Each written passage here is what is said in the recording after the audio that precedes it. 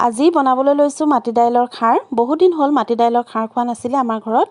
সেই ভাবিলোঁ আজি মাটি দাইলৰ খাৰ বনাওঁ আৰু লগতে ভিডিঅ'টো আপোনালোকৰ লগতো শ্বেয়াৰ কৰিলোঁ। প্ৰথমে মই মাটি দাইলখিনি এটা কেৰাহীত অলপ সময় ধুনীয়া এটা গোন্ধ অহালৈকে ভাজি ল'লোঁ। তাৰ পাছতে ধুই মেলি জোখমতে পানী, নিমখ আৰু কলখাৰ 2 চামুচ দি 5টা চিটি আহিবলৈ গেছত বহাই থৈ আহিলোঁ। আৰু এইফালে চিটি অহা হৈ গ'ল আৰু বাৰীৰ পৰা আদা, মানগোন্ধোৱা আদা পাত বুটলি আনিলোঁ আৰু এয়া চাওক তেলত শুকান জলকীয়া 2টা দিলোঁ, তাৰপৰা তেজপাত দিলোঁ, অকণমান পিঁয়াজ দিলোঁ, লগতে ডাঙৰ চামুচেৰে এচামুচ আদা দিলোঁ। এই মাটি দাইলকণত আদাকণ সৰহকৈ দিলে খাই খুব ভাল লাগে। আৰু এয়া এতিয়া তেল মাৰি ল'লোঁ আৰু লগতে কিন্তু মই হালধিও দিছিলোঁ দেই। হালধি দিয়াটো আপোনালোকক দেখাবলৈ নহ'ল।